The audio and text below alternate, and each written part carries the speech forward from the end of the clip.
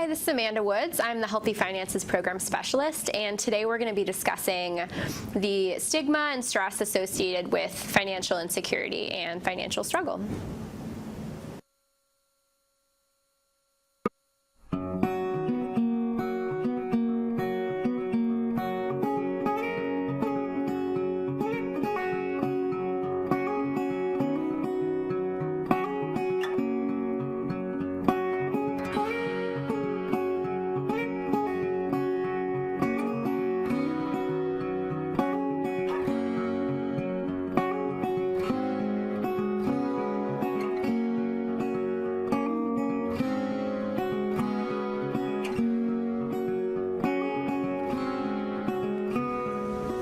Welcome to the Healthy Programs telecast, where we're going to discuss the impact of stress on the various aspects of our lives. And today's telecast will delve deeper into how financial stress can add stress to our lives in a myriad of different ways. So today we have with us Amanda Woods, the Healthy Finances Program Specialist from OSU Extension. And we are so glad to have you on, Amanda. Thanks. Can you please tell us a little bit about yourself and your role in Extension? Sure. So I'm the Healthy Finances Program Specialist, and so what I do is support our educators statewide when it comes to their financially focused programming. And so we offer programming that spans the lifespan when it comes to financial health and wellness. And so really trying to increase financial literacy across the state and empower people to make the healthy, best decisions for their financial lives. Awesome. Thank you very much. So we'll be talking today about financial stress, which Yes. I'm sure many of us can absolutely relate to. Can you speak a little bit about the financial struggles that many Americans face today? Absolutely. So this is actually a topic that's really close to my heart. I feel like so many Americans are struggling financially. Month to month, it varies kind of across, all of our homes. Some months we're okay, some months we're not.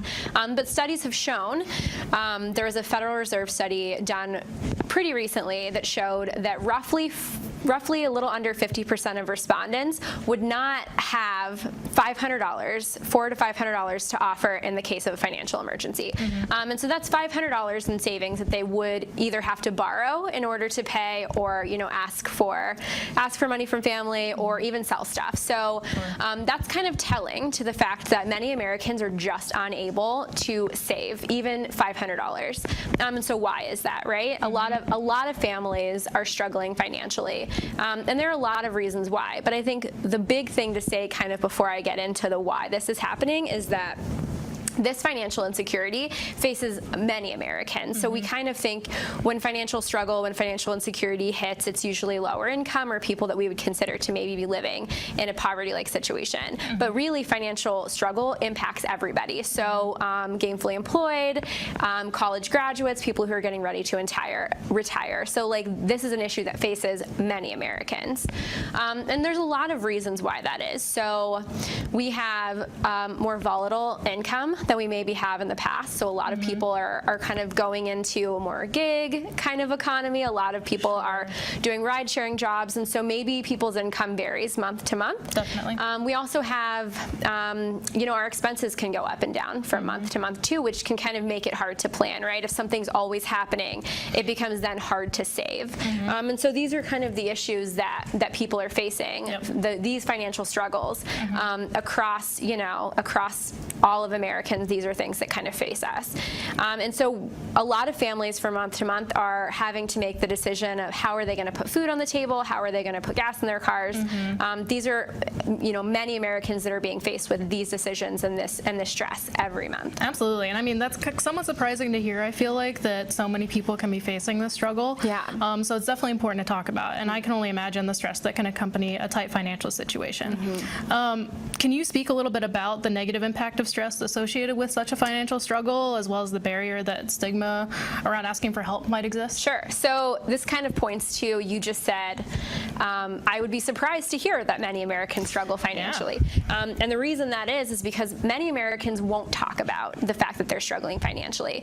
So I'll talk a little bit about the stress first, right? Sure. So a lot of Americans, if you're struggling financially, there is that inherent stress that says, how am I going to pay my rent this month? How am I going to buy groceries this month? How am I going to save for retirement when I'm just struggling to make ends meet month to month? Sure. That in and of itself is a really stressful thing to experience, especially when it's constant, right? Absolutely. But then you've got the stigma that's associated to financial struggle, which causes its own bit of stress, right? So not only am I stressed as to how I'm going to make ends meet, how I'm going to pay my bills, but I'm also stressed because, you know, my friends and family, they seem to all be doing really well. Why am I failing at this? Like, why am I doing so poorly when it comes to finances? Why have I made the decisions to put me here? So it's basically like a two-pronged like stress attack, right? I like that you kind of called it like a failure too, you know, having that feeling of defeat almost. Well, we see the people in our lives. Social media certainly doesn't help when it comes to this, but you're seeing everybody around you doing so well, perceived to be doing so well. I was just about to say, on the surface, perhaps. Right, on the surface. And so when you see these things, you know, your family and your friends taking trips and buying houses and buying cars and doing all of these things, you perceived it to, you've done something wrong. Why have I failed at this, you know, very, you know, this thing that we're expected to all do so well, right? If I work hard and I do what I'm supposed to do, I should be also kind of on top financially. So there's a bit of a stigma when it comes to being able to talk about that because, you know, we don't want to be perceived as having failed financially. Totally. And so why do you think this stigma might exist? So, I mean, I feel like there are a few reasons why this exists, right? So it's kind of drilled into us from when we're young that if you work hard and you make all of the right decisions and you do everything right, then you'll be doing well, right? Like that's the American dream. Heard that. Work hard and it'll pay off. And tons of Americans work hard and we still are struggling financially. And so because that we're told that from such a young age, we perceive to ourselves to have done something wrong. No one wants to admit to have messed up financially. And so I think that's probably one reason. That makes sense. Yeah, and also, you know, keeping up with the people around you, keeping up with the Joneses is that phrase, and this is where it comes into play because, like I said, when we see our friends and families or the people around us, even in our community, doing so well, there's that stigma comes into play because we then are perceiving ourselves to not be doing as well. We've messed up in some way that is now causing us to also be struggling financially, which if we could get past that stigma and talk about it, the Joneses, the people around you, your family and friends are likely also struggling financially, right? So it's that barrier to us being able to talk about this stress. And I can imagine with that internal struggle that would then lead to stress and putting a harder part to like your mental and emotional health. Can you speak a little bit about on how you think financial instability or insecurity can play a big role in being detrimental onto your mental and emotional health? Yeah, absolutely. So it kind of goes back to the stressors that I mentioned earlier, right? So that constant fear of not being able to make ends meet, it eats at you. You're constantly thinking about it, right? So every time you go to spend money, even if it's on, you know, it's not frivolous spending, if you're putting, you know, food on the table, if you're buying gas, you're going to be constantly stressed about the money that you're spending. It is all the time on people's minds who are struggling financially. The American Psychiatric Association, I believe, did a study recently, Psychological Association, sorry, did a study recently that pointed to money being the #1 stress in their respondents' lives. So the financial issues that we face on a daily basis is the #1 stressor also that these people were facing. So just that fear alone, that stress can, you know, stress is not great for the body. We obviously know that. And it's not great for us mentally and emotionally if we're constantly afraid of what the next day is going to hold. What is my mailbox going to hold? Is there going to be a new bill? Is something going to go wrong? Is my car going to break down? And how am I gonna you know, address that, approach that? And so that I think plays it definitely negatively impacts our physical and emotional health. That makes a lot of sense that type of stress being related to money can bleed into literally every aspect of one's life. It does. And so do you think it would also affect one's physical health, and in what ways? Yeah, absolutely. So a lot of people, when they're struggling financially, are having to make decisions that they perceive are necessary. So if I'm struggling, I might not purchase a healthier food option versus what I perceive as a cheaper food option, right? So we stop taking care of ourselves physically because we're focused on how are we going to make ends meet. That becomes the priority, and our health kind of takes a backseat. The same can be said for doctor's visits or even filling prescriptions. When your funds are tight and these things cost money, decisions then have to be made. So for some people, it could be a decision like, am I going to put food on the table for my family this month, or am I going to fill a prescription, or am I going to go to the doctor? Because that can be a big fear. Doctor's visits, and for most people, will cost money. The prescriptions that you get, these things all cost money. And when money is something that you don't necessarily have, something that's already causing so much stress in your life, that can be a big issue and a big barrier for some people to then go out and do that as well. And then just the whole, when you're dealing with stress and whatever else that does, to your body and to you emotionally, it kind of becomes a barrier to then you just taking care of yourself in general, right? So not going out and being active, not eating right and taking care of yourself, because the stress can be all-consuming for some people. So it just kind of becomes the priority, and then the rest of it, just doesn't feel like as much of a priority, which, can eat away at our physical and mental health and make everything else that much harder. No, absolutely. And we've seen this a lot in public health as it relates to nutrition or the obesity epidemic, that a lot of it does come back to finances. And do you feel like you're able to go exercise, or is there a safe place if you can't afford a gym, things like that? Right, yeah, that access to, right, exactly. If you're, perceiving that you're not able to even put groceries on the table, then are you going to go and get a gym membership, or are you going to spend the time, or is that a priority? So yeah, it can all definitely kind of boil back to just affecting our overall health and wellness. Absolutely, and I bet having a family is hard too. If you're prioritizing your kids or your spouse above yourself, whether it comes to health or whatever, just figuring out where to dole out that money. Absolutely. Totally. Thank you for talking about that. And obviously we've heard that, there can be many different aspects of how financial stress can play a role in our lives. So what are some of the things that we can do to help mitigate this stress? Sure. So I think one of the biggest things that we can do about financial stress is talking about it, right? Yes. It can help in a lot of different ways. So talking about it, first of all, would help kind of mitigate that stigma anyways.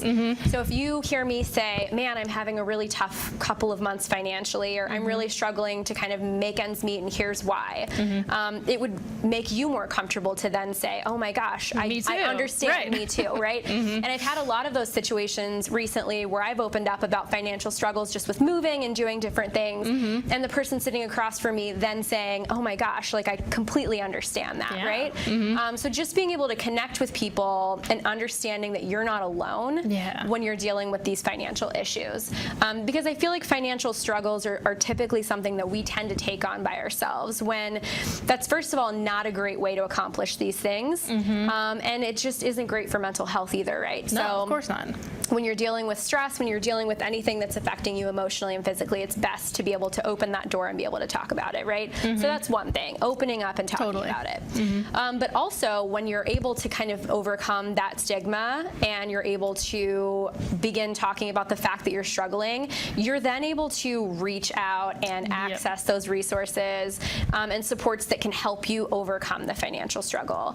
There was a FINRA financial capability study in, I believe, 2016 that just kind of pointed to the overall financial wellness of Americans. And one of the most telling points of that study, one of the things that hit me the hardest, was financial literacy. And that study, as well as a couple of other studies, kind of pointed to the fact that a lot of Americans are financially illiterate. So we are making decisions about our life and our finances, but we don't always know why we're making those decisions or whether it was the best decision.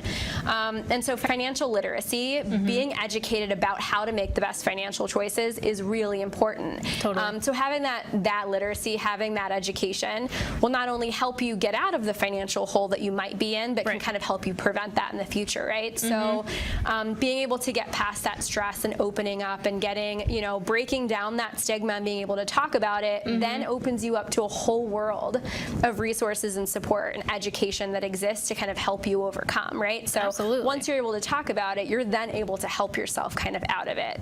Definitely. And I feel like talking about it beforehand and creating prevention strategies is better than the alternative, right? Right. Letting things getting so bad that then you're having to kind of backtrack, right? So, exactly. And I know even for me, just like little things that I've tried to do now that I am, living on my own and whatever, just shopping ads at the grocery store rather than buying just whatever I want to make that week, trying to find what's in season, little things like that. So I can totally relate to that because I definitely don't know other big financial decisions that I'm going to have to make, investing, whatever. I really don't know much about that. And I feel like that's a lot for our generation. Am I right in thinking that? No, it is. So that is honestly an area. So I had the same thought, right, a couple of weeks ago. And so I did a poll with some friends. I sent out some texts, some Facebook messages, and I just asked a lot of people that are kind of in our age group, what's your knowledge of basically your financial life? Sure. Where do you think that you are financially, and how are you preparing for a financial future, right? Basic question that I feel like we should all be addressing in some way. And I would say most of the people who got back to me, some of them were like, yeah, I feel pretty good, I'm doing this and doing that. But most people were very honest by saying, I don't really know what my plan for the future looks like. And so that's kind of a big thing.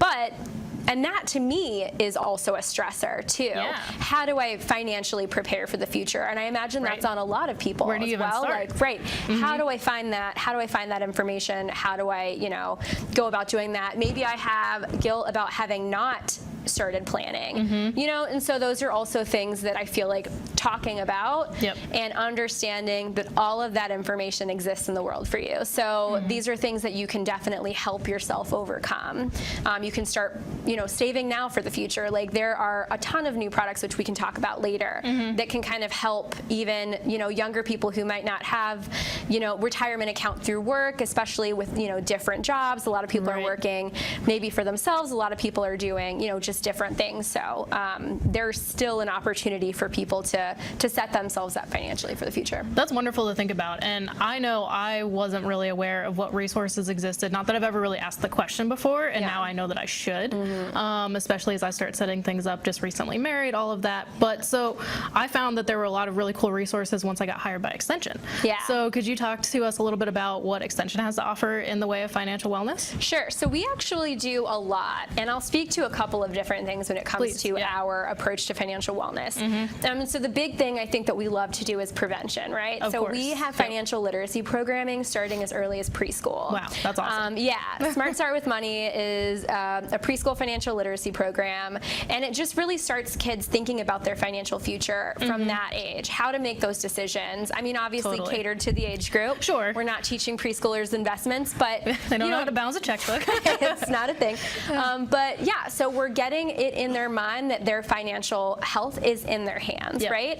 I heard somebody, and I couldn't probably quote the statistic directly, but we start forming our opinion on money, the way that we are going to approach money in our own lives, as early as like 6 or 7. So when we're young, we're watching the people around us spend, and we're kind of taking that on as well. And I mean, would spend a lot. Like I watched my parents spend, and coming right out of college, I wasn't financially in a place where my parents were when I was watching them. And so had I had a lot of that education from a younger age, maybe some financial stumbles that I took after graduation would have been prevented because I would have had that education, right? So having that prevention in place, really arming people with knowledge when it comes to making those financial decisions, increasing financial literacy in the state of Ohio and really all over. That's kind of, a big thing that we aim to do. Agreed. But we also offer financial programming across the state for maybe people who need a little bit of help when it comes to money management. So for adults as well. With things like budgeting, with things like basic money management, which are honestly skills and tools that can help us get out of those financial binds, right? So maybe our financial stress comes from the fact that maybe we're in debt. We've maybe charged a little too much on credit cards. I imagine this is a very common stressor for a lot of people, having that debt. And so taking advantage of these classes that we offer, this programming that's offered across the state, could really help put people in charge, right? Taking control of their financial lives. So creating a budget, understanding how to best manage their money, understanding their credit score and how that works. Because a lot of people don't know their credit score or how to access it, which is honestly one of the biggest topics that I think a lot of our money management kind of, because it's good to know where you're starting from. Sure, right? and I feel like people see a lot of commercials about that too, so it's probably a pretty common topic, I would think. It is, and I think that's like the biggest square one for anyone to start, even if you have no intention of accessing extension programming, understanding where you are. Because I think when that stress kicks in and some might bury their heads a little bit, right? Sure. So I'm struggling financially, things are spiraling. I'd rather not know. Like we've all had those months where we're like, I don't really want to check my bank account. Ignorance is bliss.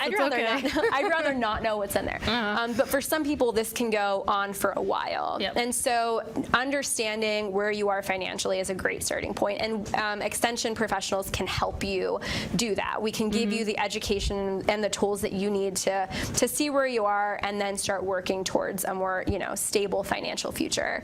And so we do that. Totally. And you also are a representative for America Saves, correct? I am. So I coordinate Ohio Saves. And so I'm a huge advocate for saving, even if it's just saving for emergency savings. That's my biggest push usually. We're all saving, hopefully saving some money for the future. We all know that's important.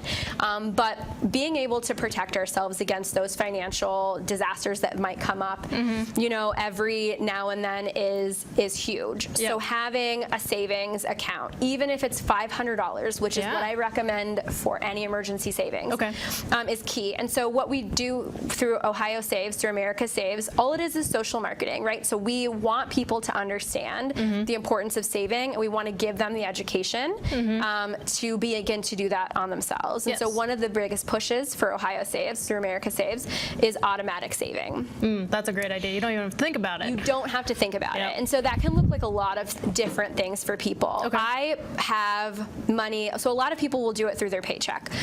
So if you're able to, at the beginning of every month, every time we get paid, a portion of my income just automatically drops into savings. I never see it. It never exists for me. It's just automatically being saved. Awesome. Which is helpful because it's a lot harder when you're making the decision every month to save. So we really just promote the idea of automatic savings because it'll help you, I think, more than you realize. Down the road. So that's a big one. And there's a lot of products that can kind of help, support that idea of automatic savings too.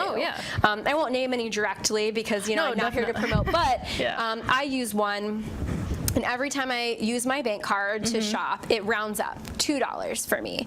And so at the end of the month, whatever money I've saved, and this one's specifically nice because you can also set rules, and if you maybe shop at fast food or do something you weren't planning on doing, it'll also kick a little extra over.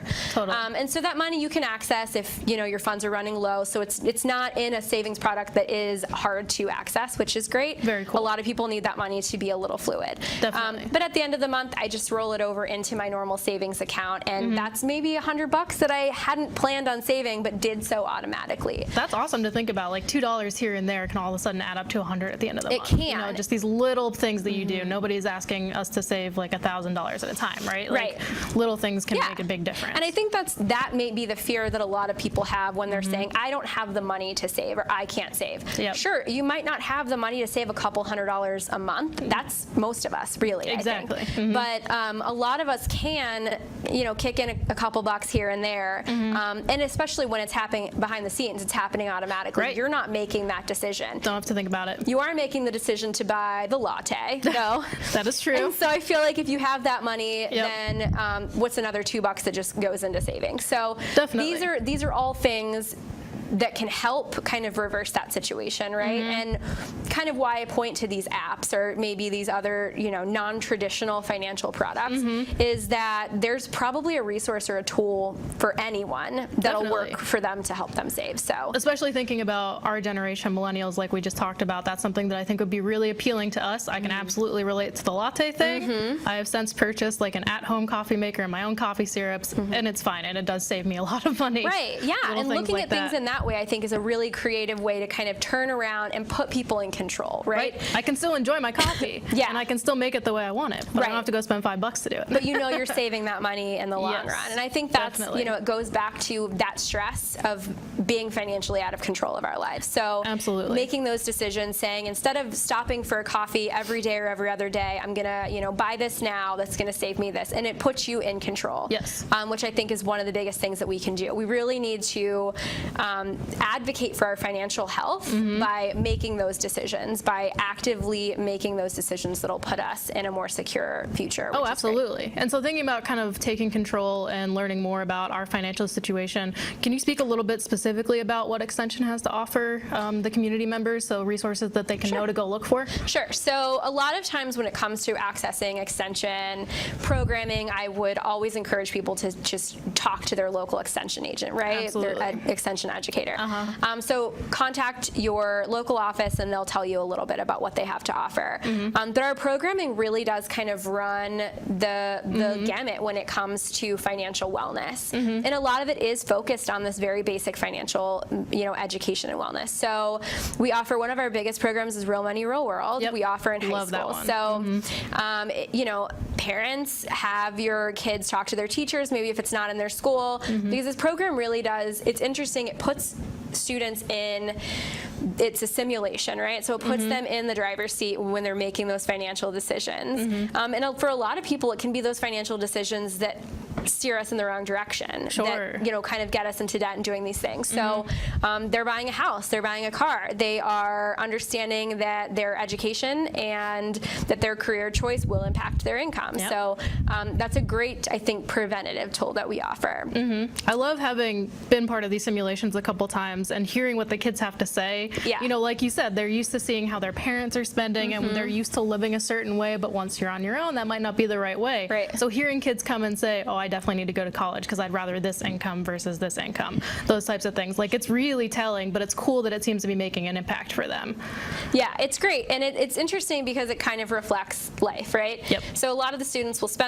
I want designer clothes. I want the top of the line food choices. I want all of these things. And then there's this booth called the Financial Advice Booth that exists for when they've run out of money, which many of them, as you can attest to, volunteering will. Yep. And so then it kind of puts them in the situation of looking at maybe what are some of the financial decisions that I made, what could I do differently, how can I reorganize my spending? And so that's what a lot of us are doing now in life, right? Yeah, definitely. What financial decisions did I make? What could I have done differently or do differently moving forward? So yeah, Real Money, Real World, great product, great program for students. But we have a couple of other programs. Money 101 is a great one. I believe it has gone through peer review, and so it's ready and available to be used. So if it's something that you have an interest in, call your Extension educator, ask them about maybe if they're going to be offering that or if they could offer that. But I'm pretty sure it's 4 different different dates for the program that really is meant to put people in control of where they are financially and help them overcome those struggles. So just a couple of options that we have. And you also have some home buyer. We do. So we do I think a lot that's of home so buyer. cool. Yeah, we work with HUD. We have, I believe it's 12 different educators that are certified to be HUD counselors or will be certified to be HUD counselors, and they're offering 1-hour first-time home buyer counseling through OFA. So it's a really great thing that we offer. So yeah, contact your Extension office. Please, yeah. Well, thank you, Amanda, so much for being here today. Really appreciate having you. And I think starting to have this conversation, like you said, will break down the barriers and address the stigma that surrounds financial stress. If any of you listeners want to reach out to us, our information will be in the credits. And please, again, contact your local Extension office if you'd like to get connected with any of our resources. Thank you for listening.